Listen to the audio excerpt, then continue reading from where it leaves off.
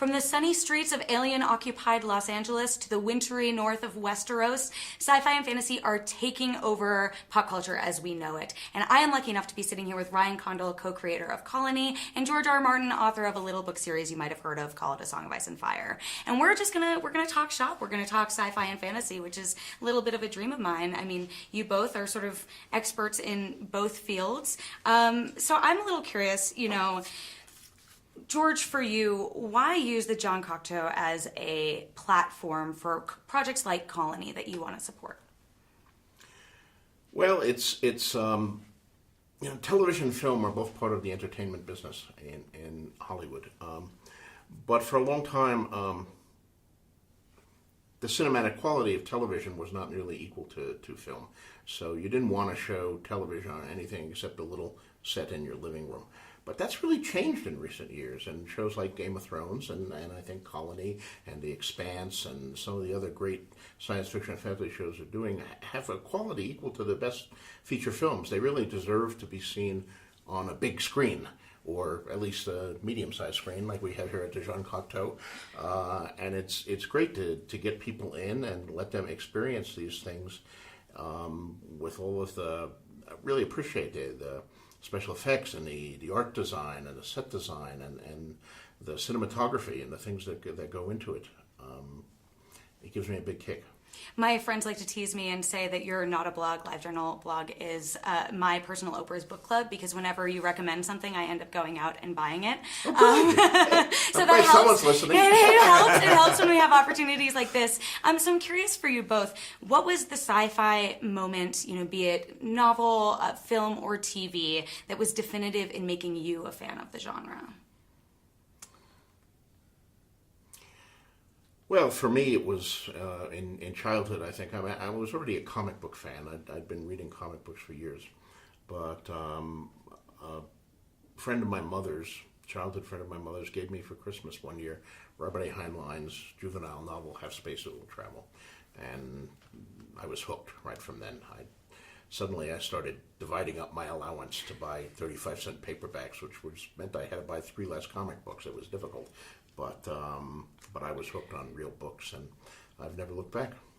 How about for you, Ryan? For me, it was really more movies. I grew up on movies. I mean, I found the literature side I think more fantasy than science fiction in terms of literature. But for me, it started with Star Wars, the kind of cliche stock answer. But I think the big ones that really changed me as I became a little bit older and kind of more, critical and capable of a little bit more in-depth thinking was Alien and Blade Runner, the sort of Ridley Scott duology, and both of those really changed me and showed me that science fiction could be done very seriously and also in a incredibly grounded way that feels like, oh, okay, well, in 50 years or in 60 years, this could actually happen to us.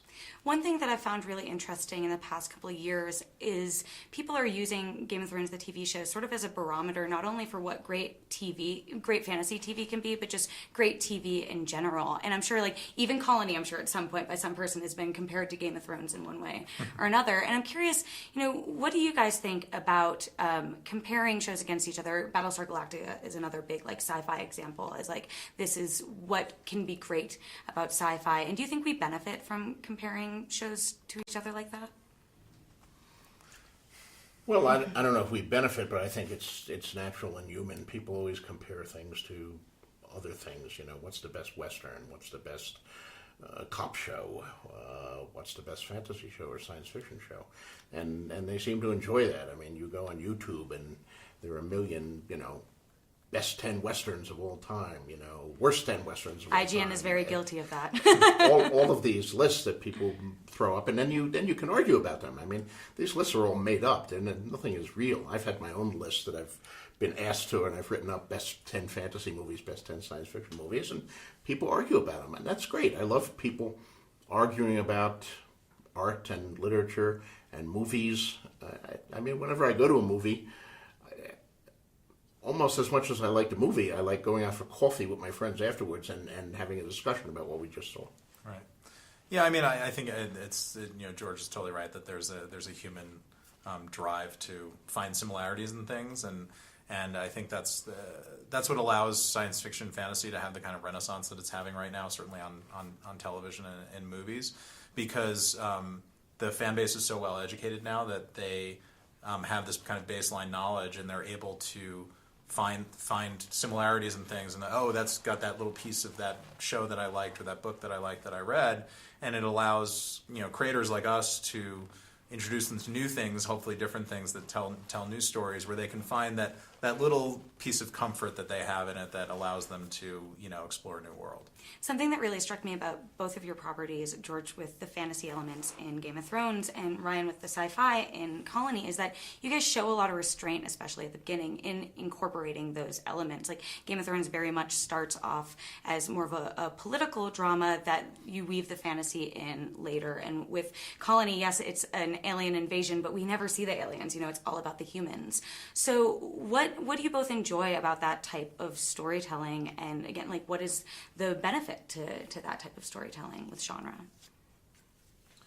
I mean, for Colony, Carlton and I really wanted to tell us a story that starts kind of at the inside on this from this familial perspective, set in this very different world, and explore it through their eyes and their point of view. And we think it's really fun. Audiences really respond to shows when you ask them to be an active participant in it and play along. And when you see particularly the pilot of Colony, you're kind of immersed into this world.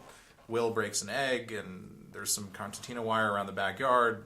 Bram seems to be very concerned with picking certain kinds of oranges, and it's all visual exposition, but it's demanding that the audience play along with you and get involved and discover the world along with you.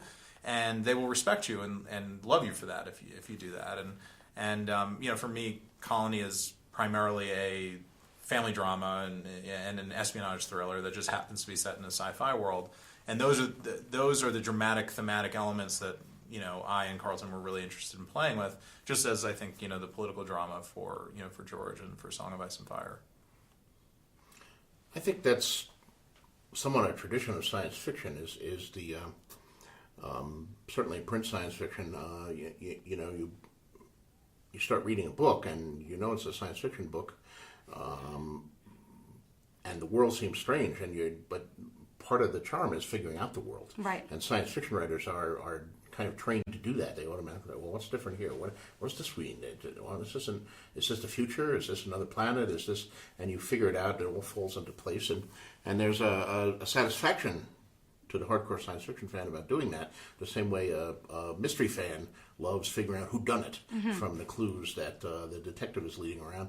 We like figuring out what kind of world is this and how did it change from our world.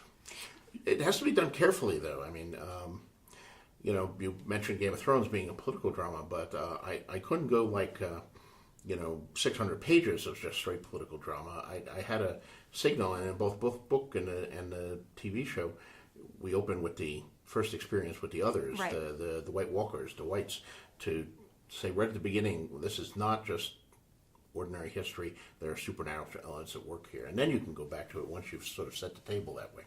George, you mentioned in the past that your friend Phyllis gave you the note early on to put the dragons in. And I'm curious, Ryan, have you ever received a game-changing note for a project like that? We actually got, I have to give my agent, Teresa Kang, credit, gave the note very early on, take the aliens out. And there was some talk about showing something in the pilot, and this was long before it was really even, I mean, it might have been a first draft of the script at that point. But it was such a great note because it made it very clear to us. We were trying to toe the line of, this is definitely a science fiction show, but we don't want to really spend a lot of time with them. And that note freed us up to really let Colony be the show that we wanted it to be, which is really a show about a occupation of the city of Los Angeles and the proxy government that's put in charge, and who collaborates and who resists. And there happens to be 300-foot walls surrounding the city and drones crisscrossing the skies. But it was a terrific note, and it really helped the show. So thank you, Teresa. Thank you. George, on the flip side, do you think if you hadn't gotten that note, would you have gone full fantasy? Would you have gone full magic with A Song of Ice and Fire? I might have come to the same conclusion anyway, but Phyllis Eisenstein, who's the writer I was referring to, did put her arguments pretty forcefully. I mean, it always would have been an alternate world, a secondary universe, as Tolkien called them. With not France and the Netherlands and Spain, but Westeros and Dorne and Essos and Bravos and so on. It was always going to be that. The question was, should the fantasy elements be overt, or should they be almost science fiction elements in disguise? And that was the other thing I was playing with, that there would be people who commanded what would seem to be magical fire powers, but maybe they were just pyromancy, psionic Interesting. ability to create blasts of fire with your mind. But I went with the literal dragons instead of the figurative dragons, because dragons are cool and expensive to do on film, mind you, but worth it and cool. Yeah. So I'm gonna ask a question. Please, I would love that. Was the plan that the dragons existed and now were extinct as they kind of were in the world, and so the note was to actually bring them back alive in the show, or was that the... No, that Phyllis's note, and this goes all the way back to like 1991 or 92, but long before any of the books were written or published. What I was debating was whether dragons should exist at all, or whether, the Starks have wolves on their banners, the other people have lions. They don't necessarily have a lion that they take with them everywhere. The Lannisters don't go riding about on lions. And the Targaryens would have the dragon, but it would refer to their magical abilities with fire, not to an actual literal dragon. That was the other concept that I toyed with and ultimately discarded. So I think that was the right choice. We like the dragons. Yeah, we like the dragons. We're okay with the dragons, expensive or not. Now, what's interesting with serialized storytelling like this is, you go in and you're getting a full story. You know at some point there's going to have a beginning, middle, and end, regardless of how long it goes. So I'm curious for you guys, with these very serialized style of storytelling, do you know the ending when you start, and at what point do you know now is the time to end it? Which I know is a bit preemptive for you because this is season 1 right now, but I'm just curious. George has had a little more time to answer that question, so I'll defer to him first. I know the ending in broad strokes, but broad strokes are just broad strokes, and the devil is in the details. So as I write these last 2 books, I'll be moving toward the endings that I've known since 1991, but many of the fine details may be moved around and changed and things like that. Of course, I'm writing books. I mean, although it's a successful TV series, David Benioff and Dan White are doing that and have somewhat different challenges. The problem, and Ryan and I were actually talking about this a little at dinner before that, with doing a serialized television show, is unfortunately television shows can be canceled at any moment, or can be unexpectedly renewed at any moment, and which makes it hell for the writer producer trying to resolve this. I mean, you look at a show like St. Elsewhere, which ended perfectly satisfactorily with the hospital having gone bankrupt, and a wrecking ball comes down and smashes in the front of the St. Eligius Hospital that we've been following for so many seasons. End of show. Great end of show. And then the network says, oh, no, we want you back for another season. So they quickly have to write another season where after the closing ball, someone comes running in and saying, no, I have a court order. Stop it. We're here for another season. And then they don't get renewed, and they have to come up with the ending where the entire show was actually the dream of an autistic boy gazing into a snow globe, which I found a markedly less satisfactory ending than the one that they really wanted to end with. So what you're telling us is we really hope that HBO doesn't pull that bait and switch with Game of Thrones on us. Yeah. Or with Colony. Colony. I have many My questions. snow globe ending is now out. I thought that was our secret. I thought that's what we were going with.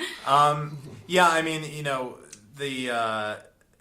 the advantage that Carlton and I have had is, although Colony is a very new show, we've been talking about it for 2.5 years, and we spent a lot of time at the very beginning before we ever talked about what the pilot story was or anything like that. We talked about the world, and what the story was, and the Bowman family at the center of it, and where they go, and what the evolutions are from season to season throughout. We can do a season about this, and we can do a season about that. So we actually have a very clear picture in mind of what the ending of the show is, what the last season of the show is. But what I don't yet know is all of the material from A to F, and maybe not F, let's say G instead of more aspirational letter than F.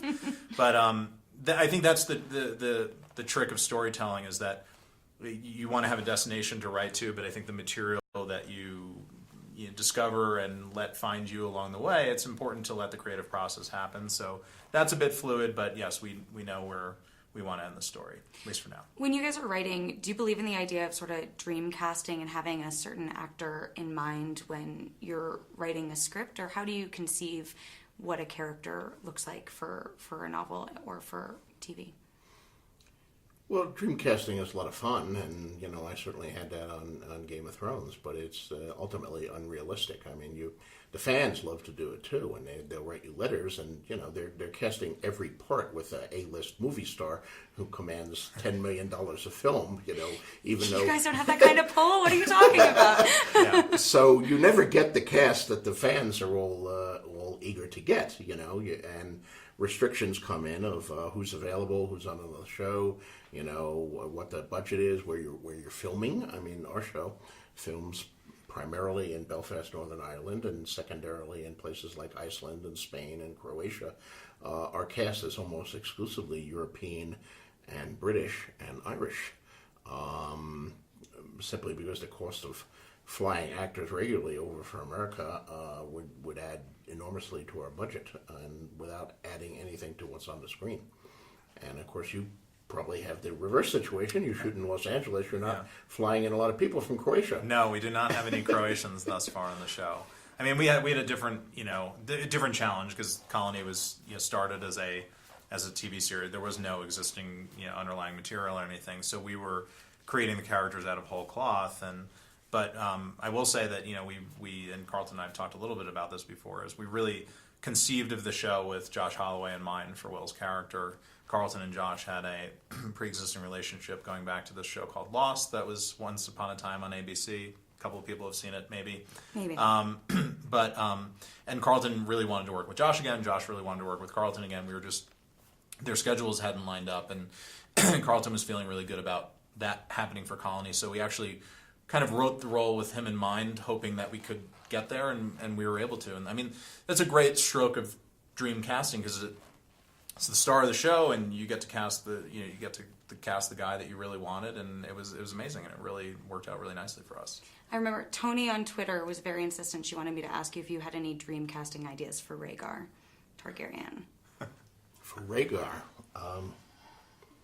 Rhaegar has not actually appeared in the books. Right. Even We've heard a lot about him. He's the guy who died 17 years before the books opened. So I've never really dealt with the issue of casting him. He's just someone who gets talked about a lot.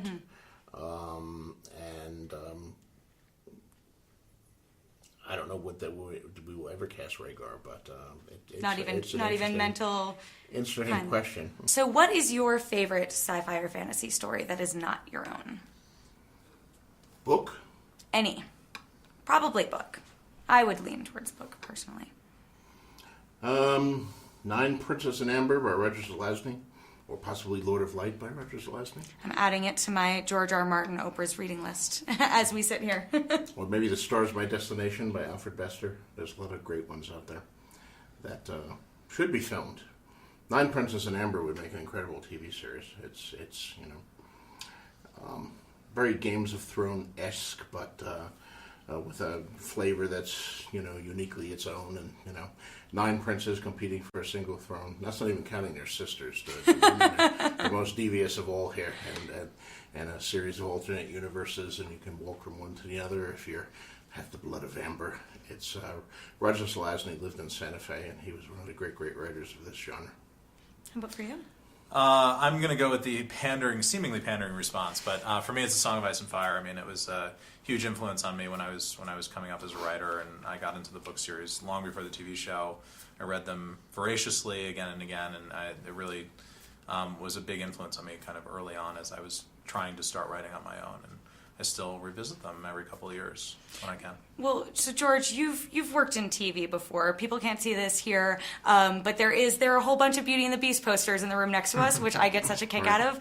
But you were like, the pace isn't for you. The way that it worked, at least at the time, was not for you. So I'm curious. I haven't seen you write a novel or talk about that at all. Do you have any interest in going to the other side like George did? I think so, yes, but I think I'm looking to that as kind of being the thing that I want to do after. You know, I'm really excited by what TV is and can be today, and I think we're at a lot of interesting things that have happened in the last couple of years. You know, it's spurred on by shows like Game of Thrones that have really broken the mold in a lot of ways, and I think there's a lot of interesting stuff left to be done. And but I do envision a day of log cabins and tweed jackets with elbow patches and and separate an old offices. typewriter. Exactly. This is a golden age for science fiction television in television. There's never been so many shows on before, and it's partly a consequence of the fact that special effects are so much more advanced with computer animation and things like that. We can do things that we could not have dreamed of when I was doing Beauty and the Beast and the Twilight Zone before that. But it's also a function of the fact that we have so many outlets now dividing up the audience. Mm-hmm.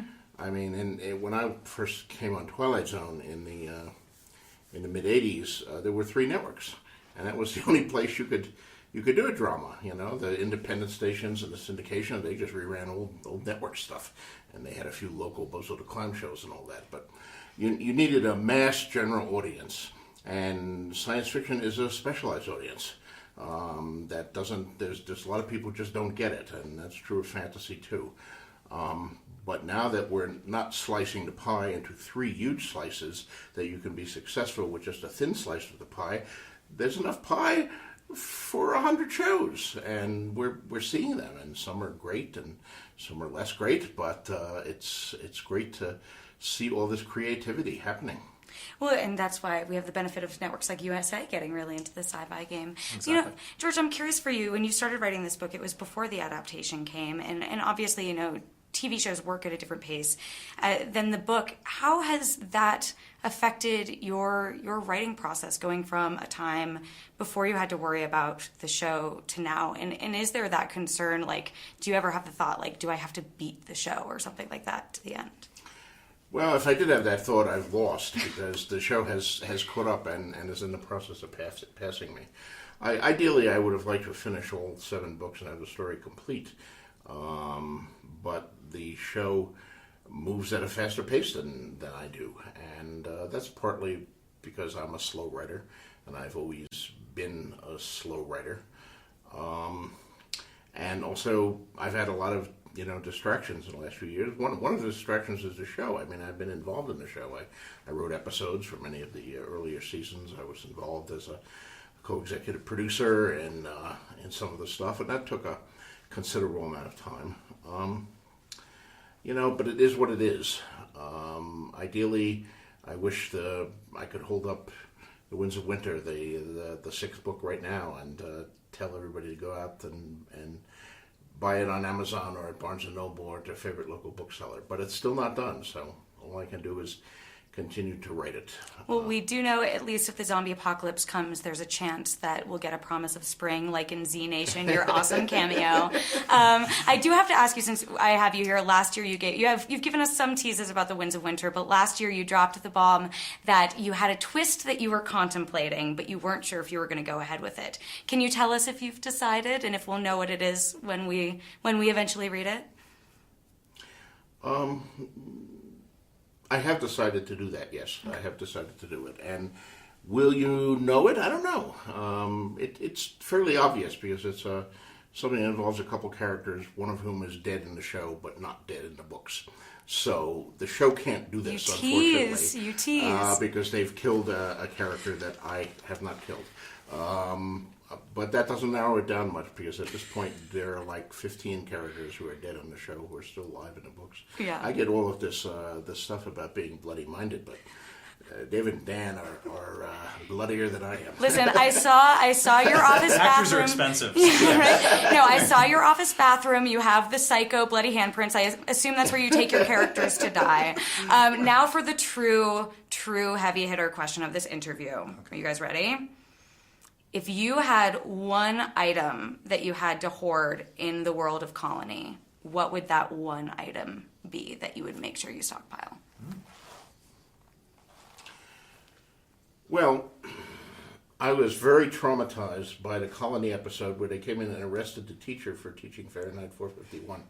So, being a book lover, I would have to get a Kindle with my entire library of thousands of books, including Ray Bradbury, Fahrenheit 451 on it. So I would have all the books there on one nice, easy Kindle that I could locate, because I wouldn't want to be arrested for reading Bradbury.